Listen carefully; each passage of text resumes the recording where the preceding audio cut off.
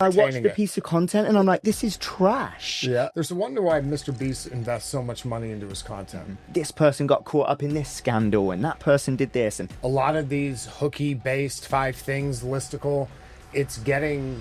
I got into the content and I was like, you just wasted 5 minutes of my day. Nowadays, people are too focused on what everybody's screaming. If they don't shift in this direction, I guarantee you they will not be there in 1-2 years. Far too often it's about me and I'm the hero. I'm this thing. No, the audience is the hero. This episode is going to be fun. A lot of people are doing all of the right things, experienced, they are putting out content consistently. They're absolute experts in the field, but somehow they're invisible. Yep. And the market has taught us to compete against something that is visible to us. Competitors, what is the market doing? The problem is that we are not fighting against the visible. We are fighting against the invisible. And that those are the, belief systems that the market already has around whatever you do and you're an expert at. So today we're going to talk about, something that is really interesting and the foundation, not just of AOS and what we do, but the foundation of the entire creator economy and putting content out online. And that's the signal space framework, AKA, for a little better of a more relatable sense, it's the invisible enemy. Mm-hmm. What are you actually fighting against? And the old game versus the new game. So yeah, let's dive in. This is going to be a fun one. I love it. It's something that we spend a lot of time with clients on. The invisible enemy is where the opportunity lies, but it's also the hardest to see. And so everybody spends all this time focusing, and we'll get into some of the specific frameworks, but I love the velocity vortex that is so common practice, because you're right, it's almost the taught playbook that people are shown. The first thing that people say, and it's part of the old game, is like, what do you do when you first get started, and what content do you even want to produce? Oh, well, logically, I'm going to go look at my competitors and I'm just going to see what they're doing. And then I'm going to put my own spin on it. And that's a very logical, very pragmatic way of doing it. But the reality is you're still just perpetuating the same message, right? You haven't differentiated your signal, because all you've done is taken what's already there and basically produced more of it, just in a different voice and wearing some different clothes. But that's not differentiation. You're still communicating to the same signals that all of these other people are communicating to. So why not look at the belief system that your audience, that your potential clients are actually experiencing, and actually expose that for what it is? Now you've opened up an entire new, arguably, category within your industry that all of these other players aren't even aware of. Mm-hmm. Yeah, a great example of this is like a restaurant metaphor. You can have the best chef, the best marketing. A really good example of this is like a vegan restaurant, right? And you open that in like a meat-eating city, right, in the South. And you have the best marketing, an amazing menu, an amazing chef, and you wonder why you're not busy. Yep. It's not because you're doing the restaurant thing wrong. You're fighting against a belief system more than competitors in the area. And so the correct way to position the messaging around that is to not focus on, hey, we are this, we are that. It's more about addressing the underlying belief system in your market. And that oftentimes gets missed. 100%. I love that. Let's take that even further, right? If your messaging is, we have the best chef, we have the best location, look at the view. Okay, cool. But the belief system in that area is that your food sucks because it's not meat. Mm-hmm. So surely your communications should be challenging that belief. Because once you've addressed that, yes, the other stuff's going to matter. But until you've done that, what's the point? Yep. You are by definition yourself invisible. And guess what? You can go and produce all the content you want. You could produce videos on the daily about how amazing the chef is and how beautifully it's designed, and oh my, doesn't it look fantastic? But if the belief system of your target audience is quite simply vegan food isn't going to satiate me in the same way that a meat-based meal is, or whatever that issue is that you need to solve first, you're better off building frameworks of communication to attack that belief system, the invisible enemy. And just think about that for 1 second. Think about how profound that is to be able to now start producing content that challenges that belief. It doesn't even need to go viral. I don't want to get too far into tons of different frameworks here, but let's look at how we approach content in this way, right? We do break content that stops the scroll, challenges that belief, because that's the shift content, change that belief, give evidence, show testimonials, have influencers come in and be, holy heck, I never knew vegan food could taste this good, right? That's your shift content. So break, shift, invite. Now you can get into, yes, we have the best chef. Yes, we have offers. Yes, we have a beautiful location, etc., etc. But if your content actually challenges the belief first, now you're going to start getting some traction. Otherwise, it's just getting lost in the sea of all of everything else that's all of these other people. You're competing against every other meat restaurant, every snack like bar, everything, you name it. And you're going to lose because the belief system there is the thing that's already, sold you down the river. Yeah, we do at 1DS, we do this thing called the signal space audit, and AKA competitive audit. And, it's interesting, when you look at your space and you have, competitors, and who do you think is a client? And, you ask this question, who do you think your competitors are? Who's doing it well? Who's doing this? Who's doing that? What it really is what content are they putting out, and what are people saying? And then we do this thing called a frustration harvest. And we go through and like, what are people actually saying when things are posted? Like, oh, I really, I don't know. Let's use the vegan restaurant example. Like, I would never eat here. Mm-hmm. Or, do you guys have meat? And so you quickly understand when you do an audit, not even so much a competitive audit, but a real audit of the space and what people are talking about. Things start to emerge of like, hey, what is the actual issue at hand here? What is the invisible enemy? I can give you a great one off top. Just furthering that example, the belief that people can't achieve the same volume of protein out of a vegan meal that they would if they went and had chicken or beef or something like that. Okay, great. If that's the frustration of the audience, now you can build entire communication frameworks around how you can get protein from vegan meals. And guess what our highest protein content dish on the menu is? XYZ with 35 grams of protein. Yeah. And like, so now immediately you've ran the frustration harvest, you've looked at what the audience's belief systems are to be able to challenge, and then the frustrations that they experience to be able to challenge. And now you're approaching your content in such a more like profound way. Again, this isn't about volume at that point. It's really about signal that's going to cut through with a very specific message.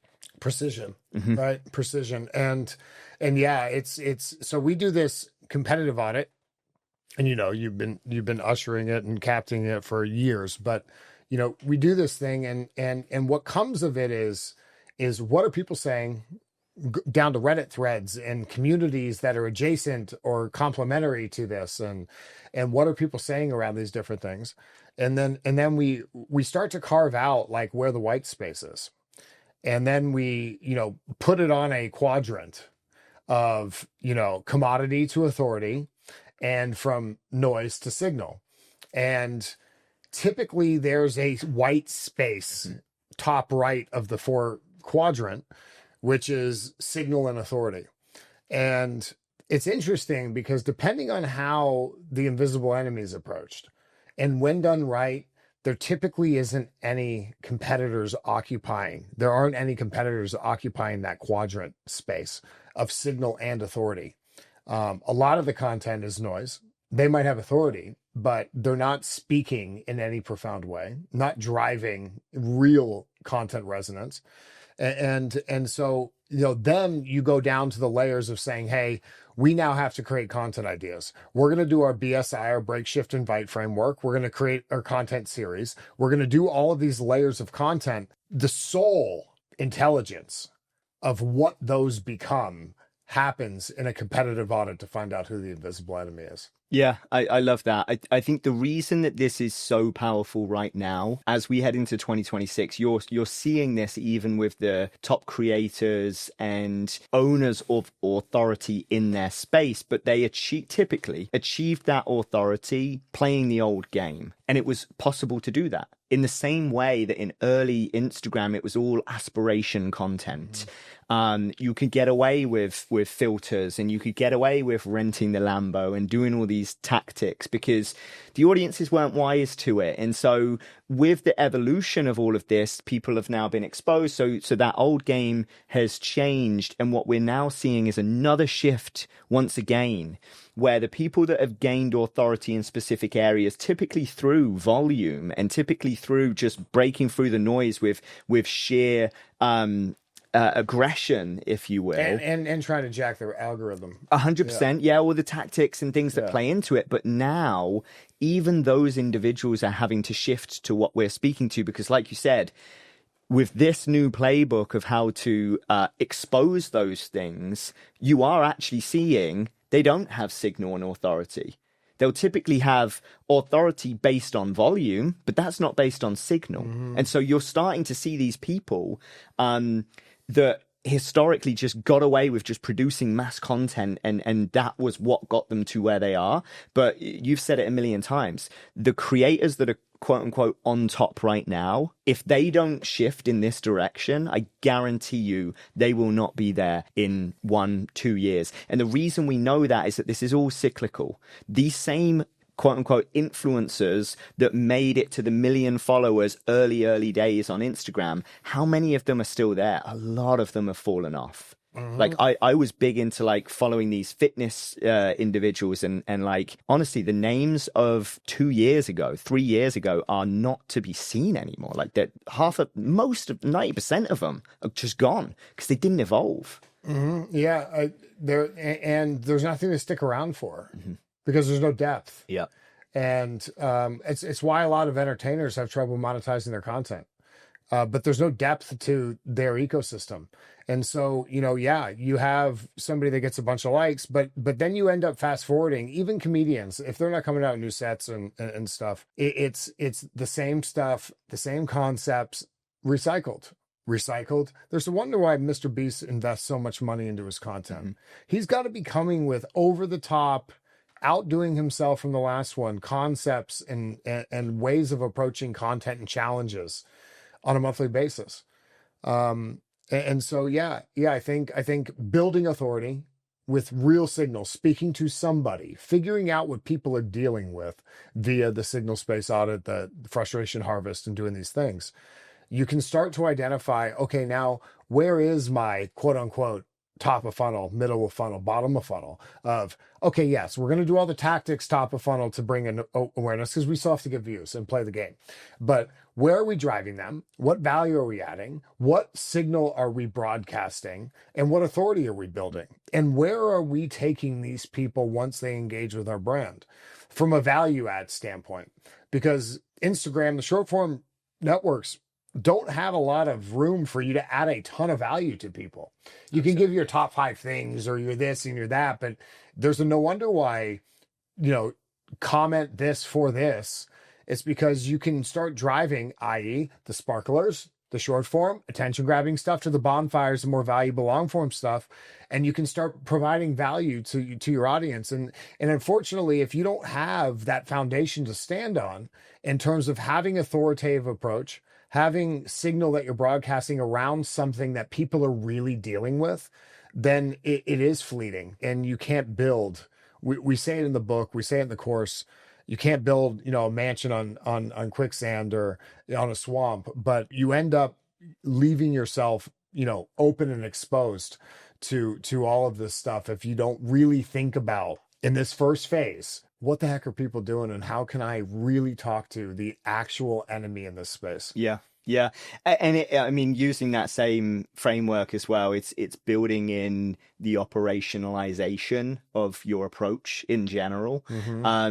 It's funny, just this last week, I had a conversation with one of our larger YouTubers. They do 7 figures a year in just ad revenue across these platforms, just to give you context of the size. And like a lot of their playbook early days was very much like copying other creators in their space. It's like challenge based content, not that dissimilar to Mr. Beast, but obviously Mr. Beast is doing it on a much higher level with much larger budgets. But it's your classic like challenge stuff, like last to let go of this loses or wins in that instance. Or, you know, then they would do the $1 of X versus the $100,000 experience of X. And you would see all these creators in that same space just regurgitating the same stuff, and it had its day. But the problem is it's all fleeting. There's no depth to it. There's no, unless you can really build some narrative around the characters internally, which is, without sending us on another tangent, it's very interesting when you look at the Mr. Beast ecosystem, because he himself has had characters come and go, and he's had to navigate that quite carefully. I've seen a lot of the like fallout of some of those sorts of things where, you know, this person got caught up in this scandal and that person did this. And anyway, that's a whole different sort of ball game. But if you don't have narrative, basically, is what we're speaking to, and you don't have the Mr. Beast, because there really can't be more than one or two Mr. Beasts anyway, at least doing what he's doing, you need to find your own lane. You need to find your own signal space. You really do. I can give so many different examples. I like the fashion one as a great example. I talked about these phases of platforms like Instagram, and that's just a proxy for the content creator economy. But if you look at the early days, the fashion creators were just aspirational, beautiful, stylish, chic, like whatever their angle is. But it was all about, look at me, you want to look like me. And that was what got the follow, right? And the revenue would typically come from the brand deal, because Levi's or Calvin Klein would see this person has influence because they have audience, and therefore we're going to sponsor them. Okay, cool. That's phase one. That moved away quite quickly to phase two, which was your classic kind of like, I don't know, 5 ways to style a white t-shirt, or you know, what you should get in your closet for summer, right? And it was like, let's tap into these things. That too then becomes super saturated. And so what you're seeing right now is really interesting, because a lot of people are still pushing that same narrative. And again, I'm using fashion as a proxy. This runs across fitness, this runs across design, like whatever your industry. But even now, the 5 ways to style a t-shirt or whatever it might be is getting old, because again, what's happened? More people have come into the space. What was their strategy? Look at what the big players are doing and just copy that, but with your own twist. So now it's like just more and more of that style of content. So now people are having to look for the invisible enemy, or they're going to get left behind. And that invisible enemy now becomes conversations around, obviously, we would recommend running a frustration harvest. And, you know, what are your audience actually communicating from a frustration standpoint? Oh, my closet is full, but I still don't know how to combine these items, or, you know, actual frustrations. Yeah. And then you can start building content around those sorts of things. And so no longer are you phase 2 of here's 5 ways to style a t-shirt. Now you're moving into the new game, and you're running that exercise. You're finding, like you talked about in the quadrant, the top right, the actual signal and authority space that's pretty much white space at the moment. And now you're starting to address very specific things.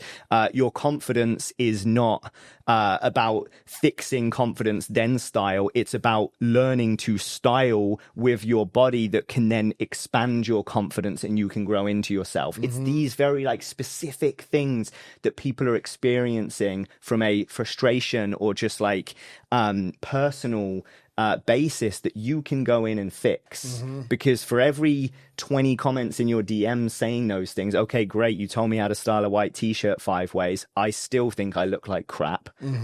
Now I can address the actual issue, the actual invisible enemy in this instance. Yeah. And I think a trend we're going to see is that a lot of these hooky based 5 things listicle, it's getting exhausted. There's still a place for all of this when done right. But, you know, you look at, we talked about this on another episode. There's a reason why live streaming and authenticity is winning right now, or I don't want to say winning, but growing rapidly. I think that these things, you have to talk to deeper things. Anybody can pop up and look up and do, hook exercise and, hey, I need 20 really good hooks for this type of content. Try to grab somebody's attention, but there's no depth to it because you're not speaking to the actual, psychographics who you're talking to. You might be talking to the demographics, and that's a whole other episode of that. But, really the psychographics and what people are dealing with and speaking to them authentically. And yes, the engagement tactics of still hooking them and getting their attention because, we're overloaded and we still have this 3-second war we're fighting and all of this stuff, but it has to have authority. It has to have depth. And that starts with the signal space on it and the, and the frustration harvest. Mr. Dog is trying to get in here. He wants to be a guest, but anyway, yeah, it's fun. All starts foundationally. What's something really interesting is that, when we do these competitive audits, is these creators like, hey, what is everybody doing? You can get content ideas. You can. It's being recommended by some of the best social minds in the world. If you just want to start, go look at the top 10 people in your space. What kind of content are they creating? How can you adapt it to yourself and post?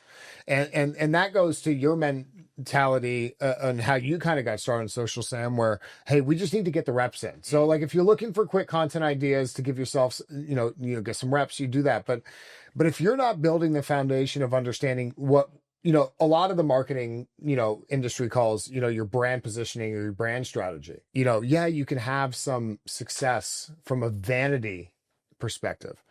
But to be able to build an ecosystem that has depth that you can build and you can keep a through line that is going to talk to some specific people, this is the most important part. Yeah, you hit the nail on the head. The other thing that I think plays into that is the longevity and scalability of things, because I agree with you that the noise around hooks and sure, it builds part of our frameworks. Of course, the break content, it is important. Like getting people to stop that scroll is crucial.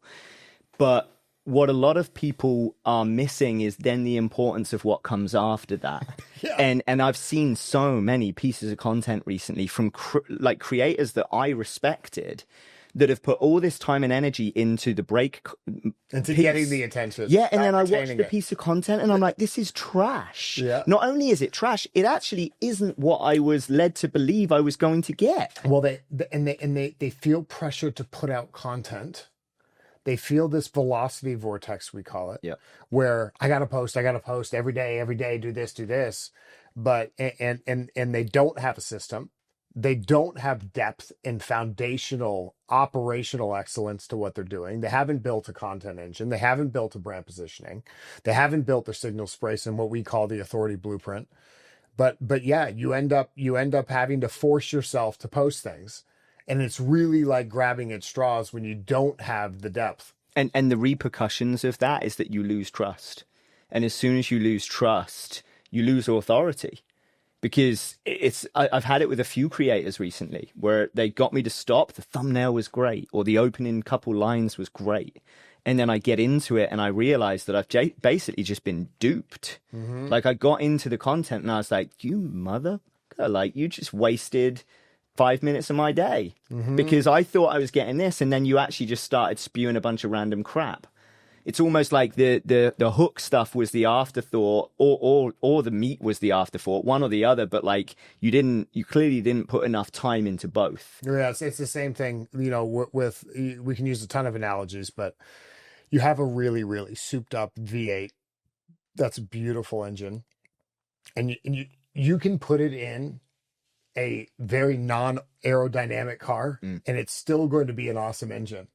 I think nowadays people are too focused on what everybody's screaming. Oh, you got thumbnails. It's got to be like this. It's got to be Mr. Beast. Now you're seeing AI thumbnails pop up and all of these attention grabbing things. And then hooks. What are we doing with our hooks? And then what is our call to action? The most important thing is the middle part. Because even if you're having trouble grabbing attention, quality content will always win. Because now the hooks is taking a really good piece of content and making it great. Yes. Right? And making it undeniable. The thumbnail is like, hey, this is a really good piece of content. I'm invisible or somewhat invisible because I'm doing the wrong tactic here from a creative, just getting people's attention. But the middle is the most important part. Thank you for saying that, because I think that it is almost like a creator pandemic right now, where it's been sold by all these gurus of like 80% of your attention should go on the front end, the hook, the thumbnail, whatever it is that's going to grab the attention. And I understand, like I empathize, I totally get why that narrative was pushed. If you don't get the click, then what's the point in the rest of it? It's valid. Logically, it makes sense. But what happens as a result of that is that everyone over-indexes on that first part, that the actual value just gets completely forgotten about. Because if we are doing it about weighting of attention and time and energy, if 80% is on that, I got the click, we're openly saying we're only spending 20% on the value, on the depth. Arguably the most important. Well, we would flip that script and we would say, fuck getting 1 million views on a piece of content that sucks, right? Like just because we won the click and we duped them on it. No, I would rather 10,000 views on something that's incredibly valuable when they actually get to the main meat of the content. Because you're building authority. Exactly. And then coming in, it's a lot easier to come in to an ego. We've experienced this dozens, if not hundreds of times with new clients, both at 1DS Collective Agency and 1DS Management, our talent management company, where you come in, if they have the middle and the foundational depth, the hooks, that is just fine tuning. Yep. That is coming in and, you have a Ferrari in the garage and you're coming in and tuning it up a little bit, new spark plugs, and off you go. That was part of the ethos of 1DS in the early days, was that, we want to work with brands that just need that tune up, right? That need what, we are so good at. But, people are facing this. You need the middle. The middle starts with understanding what your position is, who you're talking to, what you're solving. And ultimately, one other thing that's really, really important that gets overlooked is that your audience is the hero and you are the guide. Yeah. Far too often it's about me and I'm the hero. I'm this thing. No, the audience is the hero. You are aligning with them. You're aligning with them via frustration harvest and understanding where they're coming from, identifying what the invisible enemy is, framing up the old game versus a new game, and shifting how they think about things, and then taking them on that journey. And it's me, it's vanity, and that stuff, from a clickbait standpoint, that stuff gets attention, and it's unfortunate, but it doesn't have longevity and it doesn't build business outcomes. And so anyway, 2026 is going to be interesting because I think that the authority depth, we measure a few very specific things, Sam, as you know, and that's like 2 of the KPI quartets is, what is our content resonance and what is our authority depth? Those are the 2 most important. Then you have business outcomes and some other things that we measure, but no, not how many likes, not how many views. It's how, is our content resonating, and is this building compounding authority and IP? And it's that middle part that's most important. I love it. I mean, it's poetic how like that actually just came back full 360, because it is all the stuff that we talked about at the beginning of the pod, of establishing that signal space framework, of leveraging frameworks and strategies like the frustration harvest to expose that invisible enemy. It's all what we just talked about that then becomes the meat of your content, the depth content, the middle, the important middle. It's such a cool way to bring it back round 360. And like, for me, it's a huge amount of value, and like, it's a fundamental shift in the way that the creator economy is right now. And that's what we're advocating for. We are advocating for a shift from a creator operating system to basically an operator-led authority operating system. And that shift is by doing what we're talking about right now, not just contributing to more noise, not by just like getting the click and the view by any means necessary, but actually understanding an audience, what their frustrations are, what that invisible enemy in your market is, building content that actually provides depth and authority around that.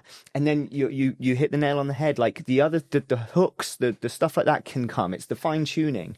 I really think that things should be shifted a little bit. This whole 80% on the front end, I don't think it's the case. And why do you think these platforms are bringing out ABC testing right now, trial reels, right, to solve for that very thing? You don't need to be putting 80% of your time into it. No. Because if the content sucks and there's no depth to it, it's going to be this, tool spike where hey, you got the click, but like, people are just going to fall off. You can't justify investing in it either. I think my daughter Harper, she, we filmed when we went on their spring break trip, we filmed this Disney thing. I don't know what the statistic is, but I imagine you ask, I don't know, kids between 8 and 15, what do they want to be when they grow up? I imagine a majority is that I want to be a content creator, a live streamer, a YouTuber, or whatever it is. Yep.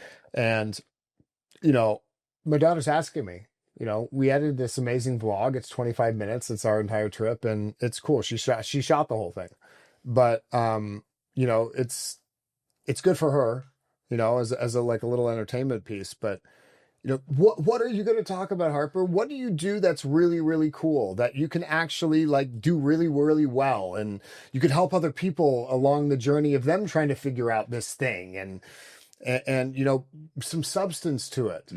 Everybody wants to, get their brand online, and everybody has a brand online, but I'm taking their brand to social in a meaningful way. And how do I get views, and how do I get this? And it's like, well, if you have a brand, especially selling your product or service, and you're doing anything like this, it has to have depth. It has to come with the right approach. That all starts with a competitive audit. That all starts with, who am I? What is my business? What do I stand for, and how do I address the invisible enemy? We are going to dive deep into invisible enemy, because once that is identified, it changes everything. Yeah. Everything falls into place.